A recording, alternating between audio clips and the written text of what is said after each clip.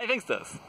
Should you become a Python freelancer? So in this video I will quickly discuss the pros and cons. To be frank, I don't see a lot of cons, but yeah, so let's dive right into the mostly pros.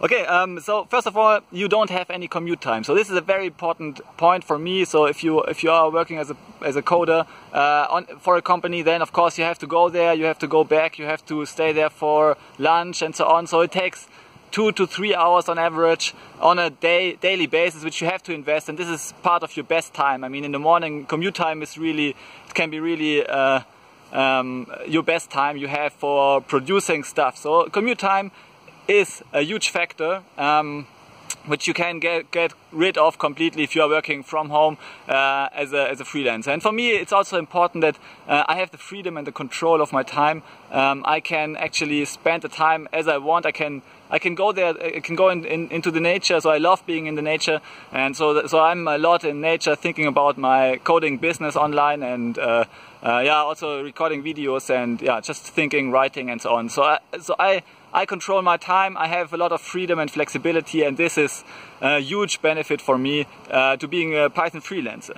Then the second one, I have control of my compensation. So if I'm working for an employer, then he defines how much I can earn. And if I go to him every year and ask for a 10% pay raise, then of course he will laugh at me. I mean, after 1 or 2 years, so maybe he will not even give me the first pay raise, but he for sure won't give me a pay raise for like 7 years in a row. But this is perfectly possible as a freelance developer. If you control your own your own demand, then you also control your prices. You control your skill, you control your marketing machine, you control the prices you can attract. So this is also a quite large factor in my opinion. So as a freelance developer, you control your own market, and if you think that you can produce above average results, then oftentimes it's best to become self-employed and to get paid proportionally to the results you produce.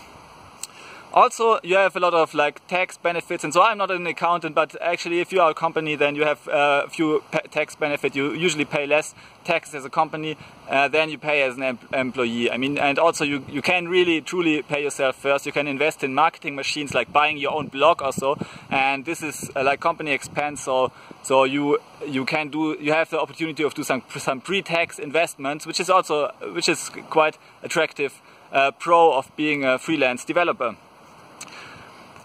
Then additionally, you can actually focus on relevant skills. So if you are working as a freelance developer, you learn those skills that are in high demand by definition. Because I mean, if you want to increase the demand for your skills, then you have to learn those skills, and therefore you are like being close to the market means that you learn exactly the skills you need to succeed on the marketplace. And this is a huge factor. I mean, this is often not seen by employees. Employees can work maybe for decades in the same company, but then if the company gets bust, they suddenly see that their skills have not improved, and the skills have not adapted to the changing needs of the marketplace. And if you are a freelance developer, then your skills will always be relevant if you keep learning and commit to a lifelong learning process. Of course, it's hard, but it's also the biggest benefit in my opinion. Also then, of course, I mean, there are many more advantages. I won't go into detail now, but so in general, in my opinion, so I have had both experiences as an employee and also as a self-employed freelance developer. Also, like as a business owner of a scalable coding business that sells information products.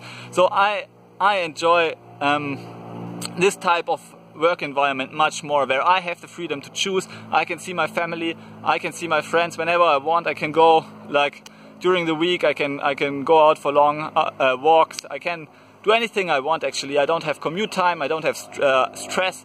I define my schedule and I control my strategies and the things I do actually. And I control where I want to go. I just go into the directions where I have the biggest passion. And of course I'm getting better in these directions. So I love coding Python, and so I learn Python, I teach Python, I work as a freelancer in Python, and as I love doing this, it's just fun for me. The whole day is fun for me.